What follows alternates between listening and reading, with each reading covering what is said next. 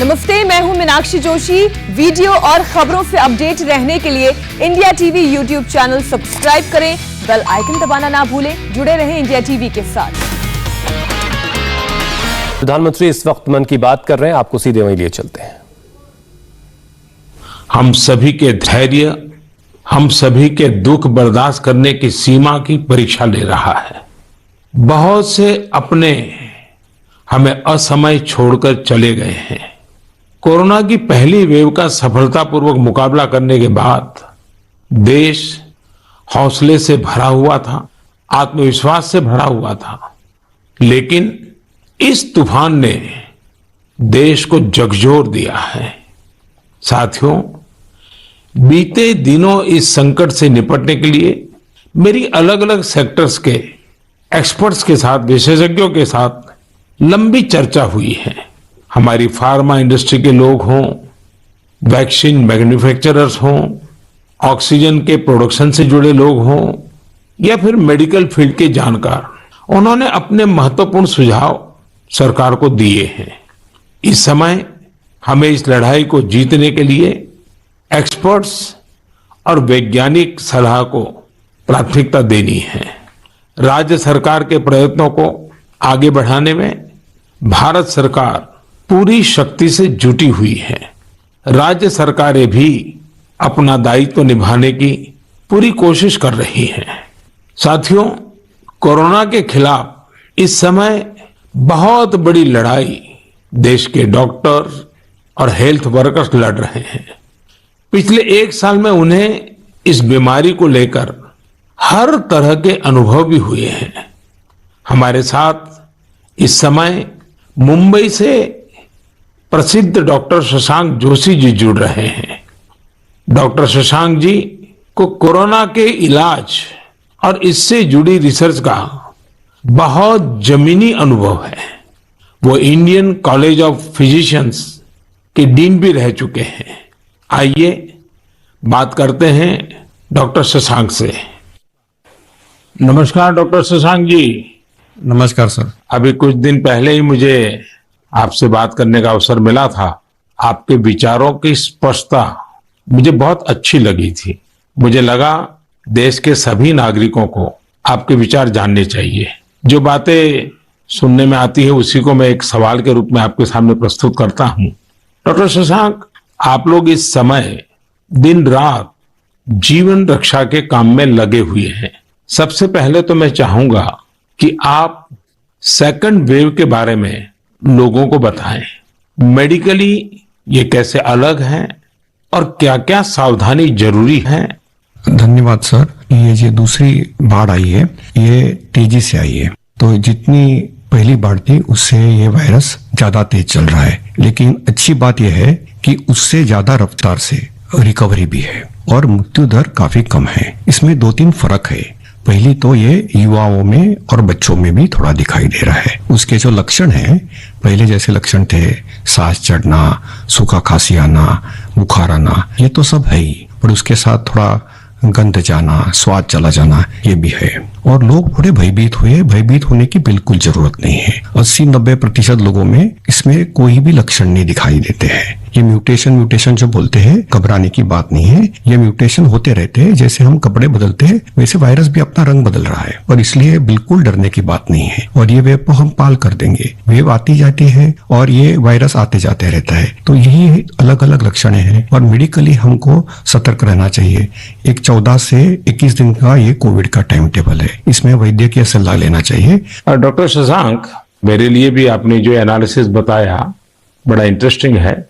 मुझे कई चिट्ठियां मिली हैं जिसमें ट्रीटमेंट के बारे में भी लोगों की बहुत सी आशंकाएं हैं। कुछ दवाओं की मांग बहुत ज्यादा है। इसलिए मैं चाहता हूं कि कोविड के ट्रीटमेंट के बारे में भी आप लोगों को जरूर बताएं। हाँ सर, क्लिनिकल ट्रीटमेंट लोग बहुत देरी से चालू करते हैं और अपने आप बीमारी से दब जाएंगी ये भरोसे पे रहते हैं और मोबाइल पे आने वाली बातों पे भरोसा रखते हैं। और अगर सरकारी दी हुई सूचना का पालन करे तो ये कठिनाई का सामना नहीं आता है। तो कोविड में जो ट्रीटमेंट क्लिनिकल प्रोटोकॉल है उसमें 3 प्रकार की तीव्रता है, हल्का या माइल्ड कोविड, मध्यम या मॉडरेट कोविड और तीव्र कोविड जो सीवियर कोविड बोलते हैं इसके लिए है। तो जो हल्का कोविड है उसके लिए तो हम ऑक्सीजन का मॉनिटरिंग करते हैं, पल्स का मॉनिटरिंग करते हैं, बुखार का मॉनिटरिंग करते हैं। बुखार बढ़ जाता है तो कभी कभी पैरासिटामोल जैसी दवाई का इस्तेमाल करते हैं और अपने डॉक्टर से संपर्क करना चाहिए। जो मॉडरेट कोविड होता है, मध्यम कोविड होता है या तीव्र कोविड होता है तो वैद्यक या अपने डॉक्टर के साथ संपर्क करना बहुत जरूरी है। सही और सस्ती दवाई अवेलेबल है जिसमें स्टीरॉइड जो है ये जान बचा सकती है, जो इनहेलर्स दे सकते हैं हम, टैबलेट दे सकते हैं हम, और उसके साथ ही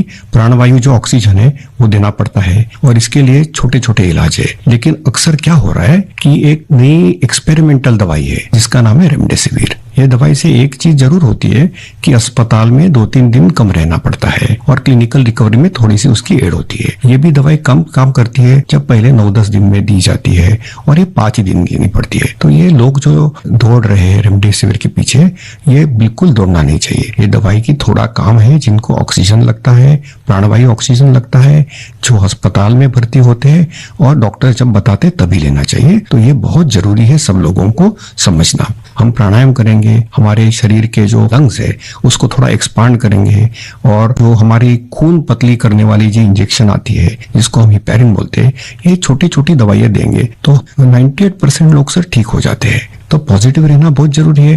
ट्रीटमेंट प्रोटोकॉल वैद्य के सलाह से लेना बहुत जरूरी है और ये जो महंगी महंगी दवाई है उसके पीछे दौड़ने की कोई जरूरत नहीं है सर। अपने पास अच्छे इलाज चालू है, प्राणवायु ऑक्सीजन है, वेंटिलेटर की भी सुविधा है, सब कुछ है सर। और कभी कभी ये दवाई यदि मिल जाती है तो योग्य लोगों में ही देनी चाहिए। तो इसके लिए बहुत भ्रम पैदा हुआ है और इसलिए ये स्पष्टीकरण देना चाहता हूँ सर कि अपने पास वर्ल्ड की सबसे बेस्ट ट्रीटमेंट अवेलेबल है। आप देखेंगे कि भारत में सबसे अच्छा रिकवरी रेट है। आप यदि कंपेयर करेंगे यूरोप के लिए, अमेरिका, वहीं से भी हमारे यहाँ के ट्रीटमेंट प्रोटोकॉल से मरीज ठीक हो रहे सर। डॉक्टर शशांक, आपका बहुत बहुत धन्यवाद। डॉक्टर शशांक ने जो जानकारियां हमें दी वो बहुत जरूरी है और हम सबके काम आएगी। साथियों, मैं आप सबसे आग्रह करता हूं, आपको अगर कोई भी जानकारी चाहिए हो, कोई और आशंका हो, तो सही सोर्स से ही जानकारी लें।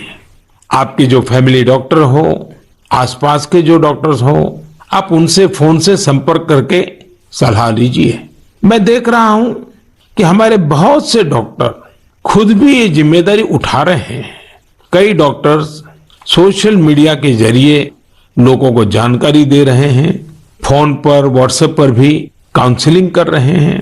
कई हॉस्पिटल की वेबसाइटें हैं जहां जानकारियां भी उपलब्ध हैं और वहां आप डॉक्टर से परामर्श भी ले सकते हैं। ये बहुत सराहनीय है। मेरे साथ श्रीनगर से डॉक्टर नावीद नजीर शाह जुड़ रहे हैं। डॉक्टर नावीद श्रीनगर के गवर्नमेंट मेडिकल कॉलेज में प्रोफेसर हैं। नावीद जी अपनी देखरेख में अनेकों कोरोना पेशेंट्स को ठीक कर चुके हैं और रमजान के इस पवित्र माह में डॉक्टर नावीद अपना कार्य भी निभा रहे हैं और उन्होंने हमसे बातचीत के लिए समय भी निकाला है। आइए उन्हीं से बात करते हैं। नावीद जी नमस्कार। नमस्कार सर। डॉक्टर नावीद, मन की बात के हमारे श्रोताओं ने इस मुश्किल समय में पैनिक मैनेजमेंट का सवाल उठाया है।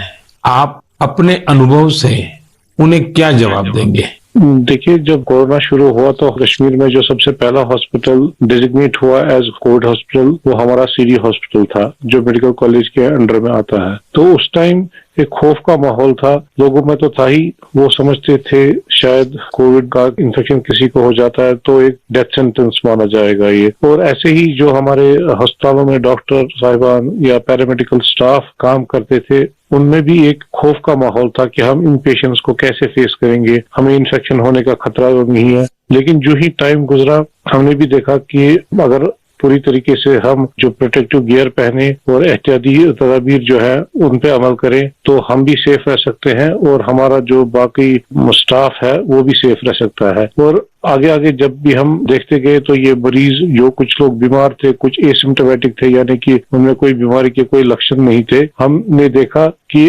करीब करीब 90-95% से ज्यादा जो मरीज है वो खुद विदाउट एनी मेडिकेशन भी ठीक हो जाते हैं। तो वक्त जैसे गुजरता गया तो लोगों में जो कोरोना का एक डर था वो बहुत कम हो गया। आज की बात जो हम ये सेकंड वेव जो इस टाइम हमारी आई है इस कोरोना में, इस टाइम भी हमें पैनिक होने की जरूरत नहीं है। इस मौके पे भी हम अगर जो प्रोटेक्टिव मेजर्स हैं, जो एसओपीज है, अगर उन पे हम अमल करेंगे, जैसे मास्क पहनना, हैंड सैनिटाइजर का यूज करना, इसके अलावा फिजिकल डिस्टेंस मेंटेन करना या सोशल गैदरिंग्स हमें अवॉइड करें, तो हम अपना रोजमर्रा का काम भी बखूबी निभा सकते हैं और इस बीमारी से प्रोटेक्शन भी पा सकते हैं। डॉक्टर नावीद, वैक्सीन को लेकर भी लोगों के कई सारे सवाल हैं, जैसे कि वैक्सीन से कितनी सुरक्षा मिलेगी, वैक्सीन के बाद कितना आश्वस्त रह सकते हैं। आप कुछ बात इसमें बताएं तो श्रोताओं को बहुत लाभ होगा। जब कोरोना का इन्फेक्शन सामने आया तब से आज तक हमारे पास अभी कोविड-19 के अगेंस्ट कोई इफेक्टिव ट्रीटमेंट अवेलेबल नहीं है। तो हम इस बीमारी को फाइट दो ही चीजों से कर सकते हैं, एक तो प्रोटेक्टिव मेजर, और हम पहले से ही कह रहे थे कि अगर कोई इफेक्टिव वैक्सीन हमारे पास आए तो वो हमें इस बीमारी से निजात दिला सकता है। और हमारे मुल्क में 2 वैक्सीन इस टाइम अवेलेबल है, कोवैक्सीन है, कोविशील्ड है, जो यहीं पे बना हुआ वैक्सीन है। और कंपनीज भी अपनी जो उन्होंने ट्रायल्स की हैं तो उसमें भी देखा गया है कि इसकी एफिकेसी जो है वो 60% से ज्यादा है। अगर हम जम्मू कश्मीर की बात करें, हमारी यूटी में अभी तक 15 से 16 लाख तक लोगों ने अभी ये वैक्सीन लगाया है। हाँ, सोशल मीडिया में काफी इसके जो मिसकंसेप्शन या मिथ्स इसमें आए थे कि ये साइड इफेक्ट्स हैं। अभी तक हमारी जो भी यहाँ पे वैक्सीन लगे हैं कोई साइड इफेक्ट उनमें नहीं पाया गया है। सिर्फ जो आम हर किसी वैक्सीन के साथ एसोसिएटेड होता है, किसी को बुखार आना, पूरे बदन में दर्द, या लोकल साइट जहाँ पे इंजेक्शन लगता है वहां पे पेन होना, ऐसे ही साइड इफेक्ट्स हमने हर मरीज में देखे हैं। तो कोई ग्रॉस हमने कोई एडवर्स इफेक्ट नहीं देखा है। हाँ, और दूसरी बात, लोगों में ये भी आशंका थी कि कुछ लोग आफ्टर वैक्सीनेशन यानी वैक्सीन टीकाकरण के बाद पॉजिटिव हो गए। इसमें कंपनी से ही गाइडलाइन है कि उसमें अगर किसी को टीका लगा है उसके बाद उसको इन्फेक्शन हो सकता है, वो पॉजिटिव हो सकता है, लेकिन जो बीमारी की सीवियरिटी है यानी बीमारी की शिद्दत जो है उन मरीजों में उतनी नहीं होगी। यानी कि वो पॉजिटिव हो सकते हैं लेकिन जो बीमारी है वो एक जानलेवा बीमारी उनमें साबित नहीं हो सकती है। इसलिए जो भी ये मिसकंसेप्शंस हैं वैक्सीन के बारे में वो हमें दिमाग से निकालने चाहिए। और जिसकी बारी आई, क्योंकि 1 मई से हमारा पूरे मुल्क में जो भी 18 साल से ज्यादा की उम्र के हैं उनको वैक्सीन लगाने का कार्यक्रम शुरू होगा, तो लोगों से अपील यही करेंगे कि आप आए, वैक्सीन लगवाएं और अपने आप को भी प्रोटेक्ट करें, और ओवरऑल हमारी सोसाइटी और हमारी कम्युनिटी इससे प्रोटेक्ट हो जाएगी कोविड-19 के इन्फेक्शन से। डॉक्टर नावीद, आपका बहुत बहुत धन्यवाद और आपको रमजान के पवित्र महीने की बहुत बहुत शुभकामनाएं। बहुत बहुत शुक्रिया। साथियों, कोरोना की इस संकट काल में वैक्सीन की अहमियत सभी को पता चल रही है। इसलिए मेरा आग्रह है कि वैक्सीन को लेकर किसी भी अफवाह में न आए। आप सभी को मालूम भी होगा कि भारत सरकार की तरफ से सभी राज्य सरकारों को फ्री वैक्सीन भेजी गई है, जिसका लाभ 45 साल की उम्र के ऊपर के लोग ले सकते हैं। अब तो 1 मई से देश में 18 साल के ऊपर के हर व्यक्ति के लिए वैक्सीन उपलब्ध होने वाली है। अब देश का कॉरपोरेट सेक्टर, कंपनियां भी अपने कर्मचारियों को वैक्सीन लगाने के अभियान में भागीदारी निभा पाएगी। मुझे ये भी कहना है कि भारत सरकार की तरफ से मुफ्त वैक्सीन का जो कार्यक्रम अभी चल रहा है वो आगे भी चलता रहेगा। मेरा राज्यों से भी आग्रह है कि वो भारत सरकार के इस मुफ्त वैक्सीन अभियान का लाभ अपने राज्य के ज्यादा से ज्यादा लोगों तक पहुंचाएं।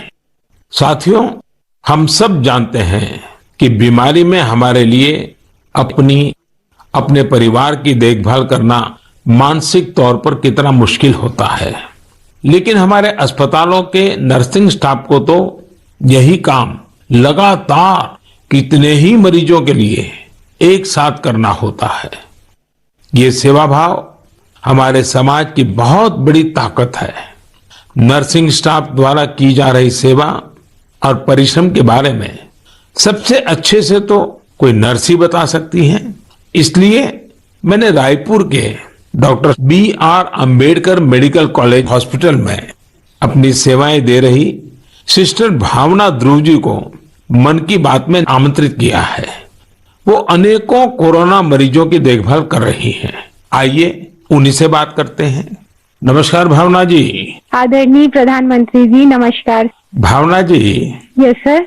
मन की बात सुनने वालों को आप जरूर ये बताइए कि आपके परिवार में इतनी सारी जिम्मेवारियां, इतने सारे मल्टीटास्क, और उसके बाद भी आप कोरोना के मरीजों के साथ काम कर रही हैं। कोरोना के मरीजों के साथ आपका जो अनुभव रहा वो जरूर देशवासी सुनना चाहेंगे, क्योंकि सिस्टर जो होती हैं, नर्सेज जो होते हैं, वो पेशेंट के सबसे निकट होती है और सबसे लंबे समय तक होती हैं। तो वो हर चीज को बड़ी बारीकी से समझ सकती हैं। जी बताइए।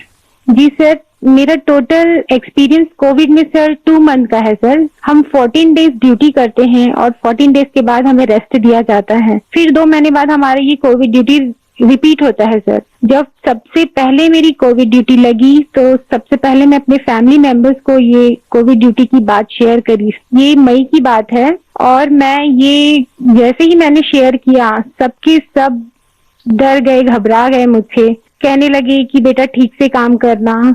एक इमोशनल सिचुएशन था सर बीच में, जब मेरी बेटी मुझसे पूछी, मम्मा आप कोविड ड्यूटी जा रहे हो, तो उस समय बहुत ही ज्यादा मेरे लिए इमोशनल मोमेंट था। लेकिन जब मैं कोविड पेशेंट के पास गई तो मैं एक जिम्मेदारी घर में छोड़ के गई, और जब मैं कोविड पेशेंट से मिली सर तो वो उनसे और ज्यादा घबराए हुए थे। कोविड के नाम से सारे पेशेंट इतना डरे हुए थे सर कि उनको समझ में ही नहीं आ रहा था कि उनके साथ क्या हो रहा है, हम आगे क्या करेंगे।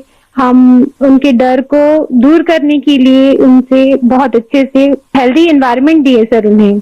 हमें जब ये कोविड ड्यूटी करने को कहा गया तो सर सबसे पहले हमको पीपी किट पहनने के लिए कहा गया सर, जो कि बहुत ही कठिन है पीपी किट को पहन करके ड्यूटी करना।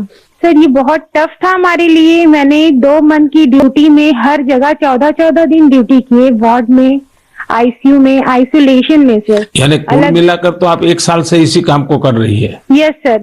वहां जाने से पहले मुझे नहीं पता था कि मेरे कलीग्स कौन है।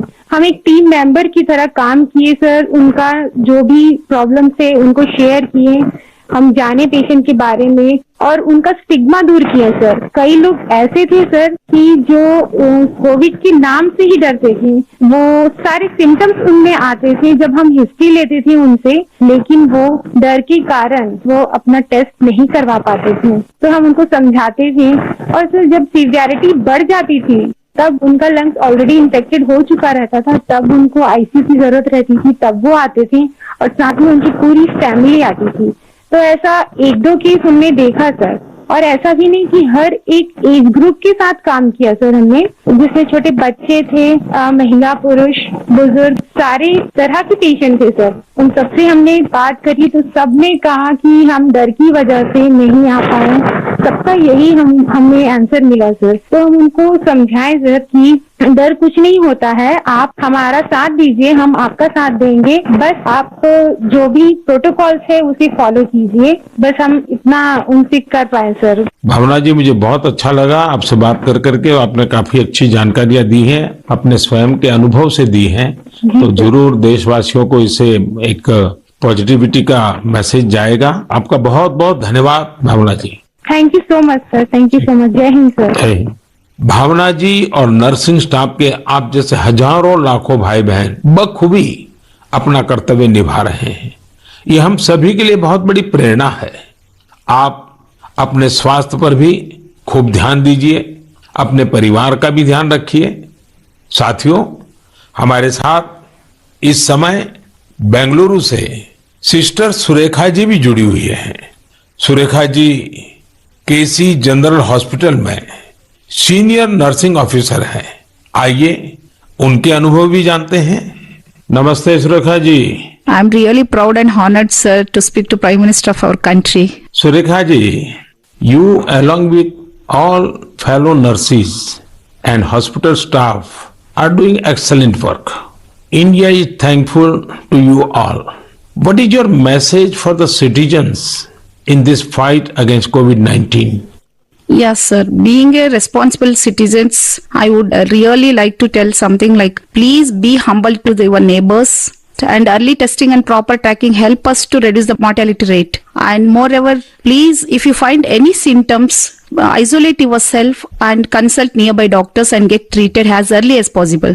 So community need to know awareness about this disease and be positive. Don't be panic and don't be stressed out. It worsen the condition of the patient. We are thankful to our government, proud to have a vaccine also. I'm already vaccinated. With my own experience, I wanted to tell the citizens of India, no vaccines provides 100% protections immediately. It takes time to build a immunity. Please don't be scared to get vaccinated. Please vaccinate yourself. There is a minimal side effects, and I want to deliver the message like, stay at home, stay healthy, avoid contact with the people who are sick, and avoid touching the nose, eyes and mouth unnecessarily. Please practice physical distancing, wear mask properly, wash your hands regularly, and home remedies you can practice in the house. Please drink Ayurvedic kadha, take steam inhalation and mouth gargling every day, and breathing exercise so you can do it. And one more thing, last and not least, please have a sympathy towards frontline workers and professionals. We need your support and cooperation. We will fight together. We will get through with the pandemic. This is what my message to the people, sir. Thank you, Surekha ji. Thank you, sir. Surekha ji, वाकई आप बहुत कठिन समय में मोर्चा संभाले हुए हैं. आप अपना ध्यान रखिए. आपके परिवार को भी मेरी बहुत बहुत शुभकामनाएं हैं. मैं देश के लोगों से भी आग्रह करूंगा कि जैसा भावना जी, सुरेखा जी ने अपने अनुभव से बताया है, कोरोना से लड़ने के लिए पॉजिटिव स्पिरिट बहुत ज्यादा जरूरी है और देशवासियों को इसे बनाए रखना है. साथियों, डॉक्टर्स और नर्सिंग स्टाफ के साथ साथ इस समय लैब टेक्नीशियंस और एम्बुलेंस ड्राइवर्स जैसे फ्रंटलाइन वर्कर्स भी भगवान की तरह ही काम कर रहे हैं. जब कोई एम्बुलेंस किसी मरीज तक पहुंचती है तो उन्हें एम्बुलेंस ड्राइवर देवदूत जैसा ही लगता है. इन सब की सेवाओं के बारे में, इनके अनुभव के बारे में देश को जरूर जानना चाहिए. मेरे साथ अभी ऐसे ही एक सज्जन है, श्रीमान प्रेम वर्मा जी, जो कि एक एम्बुलेंस ड्राइवर है. जैसा कि इनके नाम से ही पता चलता है, प्रेम वर्मा जी अपने काम को, अपने कर्तव्य को पूरे प्रेम और लगन से करते हैं. आइए उनसे बात करते हैं. नमस्ते प्रेम जी. नमस्ते सर जी. भाई प्रेम. हाँ जी सर. आप अपने कार्य के बारे में हाँ जी जरा विस्तार से बताइए. आपका जो अनुभव है वो भी बताइए. मैं गेट्स एम्बुलेंस में ड्राइवर की पोस्ट पे हूँ. हाँ. और जैसे ही कंट्रोल हमें एक टैब पे कॉल देता है, 102 से जो कॉल आती है, हम मूव करते हैं पेशेंट के पास. हम पेशेंट को जाते हैं उनके पास. तो 2 साल से हम कंटिन्यू कर रहे हैं काम. अपना किट पहन के, ग्लव्स, मास्क पहन के पेशेंट को जहाँ वो ड्रॉप करने के लिए कहते हैं, जो भी हॉस्पिटल में, हम जल्दी से जल्दी उनको ड्रॉप करते हैं. आपको तो वैक्सीन की दोनों डोज लग गई होगी. बिल्कुल सर. तो दूसरे लोगों को वैक्सीन लगवाएं, इसके लिए आपका क्या संदेश है? सर बिल्कुल सभी को ये डोज लगवानी चाहिए और अच्छी ही है फैमिली के लिए भी. अब मुझे मेरी मम्मी कहती है ये नौकरी छोड़ दो. मैंने बोला मम्मी अगर मैं भी नौकरी छोड़ के बैठ जाऊंगा तो सब और पेशेंट को कैसे कौन छोड़ने जाएगा, क्योंकि सब इस कोरोना काल में सब भाग रहे हैं, सब नौकरी छोड़ के जा रहे हैं. मम्मी भी मुझे बोलती है कि बेटा ये नौकरी छोड़ दे. मैंने बोला नहीं मम्मी, मैं नौकरी नहीं छोड़ूंगा. प्रेम जी, माँ को दुखी मत करना, नहीं माँ सर. को समझाना. हाँ जी. लेकिन ये जो आपने माँ वाली बात बताई ना, हाँ जी, ये बहुत ही छूने वाली है. आपकी माता जी को भी हाँ जी, मेरा प्रणाम कहिएगा. बिल्कुल. हाँ. हाँ जी. और प्रेम जी, मैं आपके माध्यम से हाँ जी, ये एम्बुलेंस चलाने वाले हमारे ड्राइवर भी हाँ जी, कितना बड़ा रिस्क लेकर के काम कर रहे हैं, हाँ जी, और हर एक की माँ क्या सोचती है, बिल्कुल सर. ये बात जब श्रोताओं तक पहुंचेगी, हाँ जी, मैं जरूर मानता हूँ कि उनको भी दिल को छू जाएगी. हाँ जी.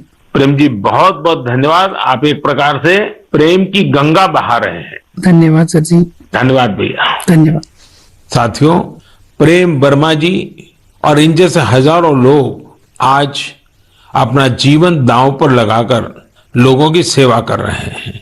कोरोना के खिलाफ इस लड़ाई में जितने भी जीवन बच रहे हैं उसमें एम्बुलेंस ड्राइवर्स का भी बहुत बड़ा योगदान है। प्रेम जी, आपको और देश भर में आपके सभी साथियों को मैं बहुत बहुत साधुवाद देता हूं। आप समय पर पहुंचते रहिए, जीवन बचाते रहिए।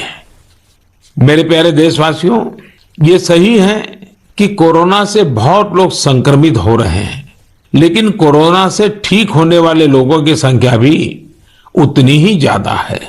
गुरुग्राम की प्रीति चतुर्वेदी जी ने भी हाल ही में कोरोना को हराया है। प्रीति जी मन की बात में हमारे साथ जुड़ रही हैं। उनके अनुभव हम सबके काफी काम आएंगे। प्रीति जी नमस्ते। नमस्ते सर, कैसे हैं आप? मैं ठीक हूं जी।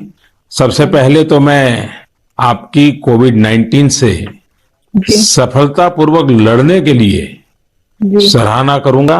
Thank you so much. मेरी कामना है आपका स्वास्थ्य और तेजी से बेहतर हो। जी शुक्रिया सर। प्रीति जी, हाँ जी सर। ये सिर्फ आपके परिवार में आप ही का नंबर लगा कि परिवार के और सदस्य भी इसमें फंस गए? नहीं सर, मैं अकेली ही हुई थी। चलिए, भगवान की कृपा रही। अच्छा, मैं चाहूंगा हाँ जी सर, कि आप अपने इस पीड़ा के अवस्था के कुछ अनुभव अगर साझा करें तो शायद जो श्रोता है उनको भी ऐसे समय कैसे अपने आप को संभालना चाहिए इसका मार्गदर्शन मिलेगा। जी सर, जरूर सर। इनिशियली इस स्टेज में मेरे को बहुत ज्यादा लेथार्जिक, मतलब बहुत सुस्ती आया, और उसके बाद ना मेरे गले में थोड़ी सी खराश होने लगी। तो उसके बाद ना मेरा थोड़ा सा मेरे को लगा कि ये सिम्टम्स है, तो मैंने टेस्ट कराया। दूसरे दिन रिपोर्ट आते ही जैसे मेरे को पॉजिटिव हुआ, मैं अपने आप को क्वारंटीन कर लिया, एक रूम में आइसोलेट करके। आप डॉक्टर्स के साथ कंसल्ट करा मैंने उनसे, उनकी मेडिकेशन स्टार्ट कर दी। तो आपका परिवार बच गए आपके क्विक एक्शन के कारण? जी सर, वो बाकी सबका भी बाद में कराया था, बाकी सब नेगेटिव थे, मैं ही पॉजिटिव थे। उससे पहले मैंने अपने आप को आइसोलेट कर लिया था एक रूम के अंदर। अपनी जरूरत का सारा सामान रख के उसको मैं अपने आप अंदर कमरे में बंद हो गई थी। और उसके साथ साथ मैंने फिर डॉक्टर के साथ मेडिकेशन स्टार्ट कर दी। तो मैंने मेडिकेशन के साथ साथ ना मैंने योगा, आयुर्वेदिक और साथ में मैंने ना काढ़ा भी लेना शुरू कर दिया था अपनी इम्यूनिटी बूस्ट करने के लिए। और सर मैं दिन में मतलब जब भी अपना भोजन वगैरह लेती थी उससे मैंने हेल्दी फूड जो कि प्रोटीन रिच डाइट थी वो लिया। मैंने बहुत सारा फ्लूइड लिया, मैंने स्टीम लिया, गार्गल किया और हॉट वाटर लिया। मैंने दिन भर मैं इन सब चीजों को ही अपने उस जीवन में लेती आई डेली। और सर इन दिनों में ना सबसे बड़ी बात मैं बोलना चाहूंगी कि घबराना तो बिल्कुल नहीं है, बहुत मेंटली स्ट्रांग करना, जिसके लिए मेरे को ना योगा ने बहुत ज्यादा, ब्रीदिंग एक्सरसाइज करती थी ना, उससे मुझे अच्छा लगता था उसको करने से मुझे। अच्छा प्रीति जी, जब अब आपका प्रोसेस पूरा हो गया, आप संकट से बाहर निकल आई, अब आपका टेस्ट भी नेगेटिव आ गया है, हाँ जी तो सर। फिर आप अपने स्वास्थ्य के लिए, इसके देखभाल के लिए अभी क्या कर रही है? सर मैंने एक तो योगा बंद नहीं किया है, ठीक है, मैंने काढ़ा अभी भी ले रही हूँ, और अपनी ना इम्यूनिटी बूस्ट रखने के लिए मैं अच्छा हेल्दी फूड खा रही हूँ अभी, जो कि मैं बहुत अपने आप को नेग्लेक्ट कर लेती थी, उस पर बहुत ध्यान दे रही हूँ मैं। धन्यवाद Preeti ji, thank you so much sir. आपने जो जानकारी दी मुझे लगता है ये बहुत सारे लोगों के काम आएगी। आप स्वस्थ रहें, आपके परिवार के लोग स्वस्थ रहें, मेरी आपको बहुत बहुत शुभकामनाएं। मेरे प्यारे देशवासियों, जैसे आज हमारे मेडिकल फील्ड के लोग, फ्रंटलाइन वर्कर्स दिन रात सेवा कार्यों में लगे हैं, वैसे ही समाज के अन्य लोग भी इस समय पीछे नहीं है। देश एक बार फिर एकजुट होकर कोरोना के खिलाफ लड़ाई लड़ रहा है।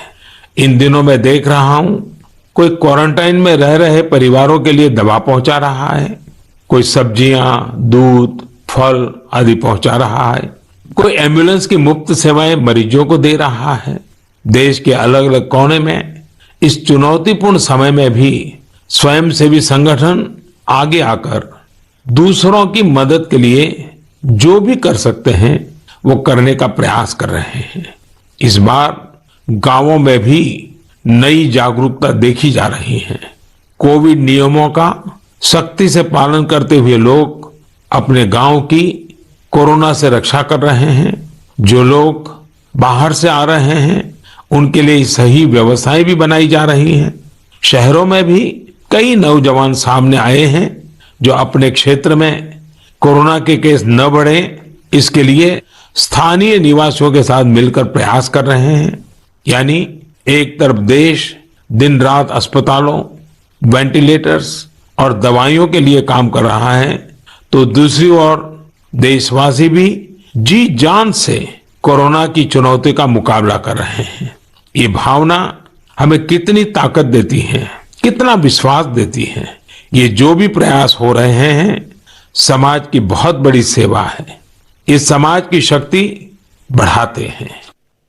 मेरे प्यारे देशवासियों, आज मन की बात की पूरी चर्चा को हमने कोरोना महामारी पर ही रखा, क्योंकि आज हमारी सबसे बड़ी प्राथमिकता है इस बीमारी को हराना। आज भगवान महावीर जयंती भी है। इस अवसर पर मैं सभी देशवासियों को शुभकामनाएं देता हूं। भगवान महावीर के संदेश हमें तप और आत्म संयम की प्रेरणा देते हैं। अभी रमजान का पवित्र महीना भी चल रहा है, आगे बुद्ध पूर्णिमा भी है, गुरु तेग बहादुर जी का 400वां प्रकाश पर्व भी है। एक महत्वपूर्ण दिन पोचिशे बोईशाख टैगोर जयंती का है। ये सभी हमें प्रेरणा देते हैं अपने कर्तव्य को निभाने की। एक नागरिक के तौर पर हम अपने जीवन में जितनी कुशलता से अपने कर्तव्यों को निभाएंगे, संकट से मुक्त होकर भविष्य के रास्ते पर उतनी ही तेजी से आगे बढ़ेंगे। इसी कामना के साथ मैं आप सभी से एक बार फिर आग्रह करता हूं कि वैक्सीन हम सबको लगवाना है और पूरी सावधानी भी रखनी है। दवाई भी, कड़ाई भी, इस मंत्र को कभी भी नहीं भूलना है। हम जल्द ही साथ मिलकर इस आपदा से बाहर आएंगे। इसी विश्वास के साथ आप सभी का बहुत बहुत धन्यवाद। नमस्कार। नमस्ते, मैं हूं मीनाक्षी जोशी। वीडियो और खबरों से अपडेट रहने के लिए India TV YouTube channel subscribe करें, बेल आइकन दबाना ना भूलें। जुड़े रहें इंडिया टीवी के साथ।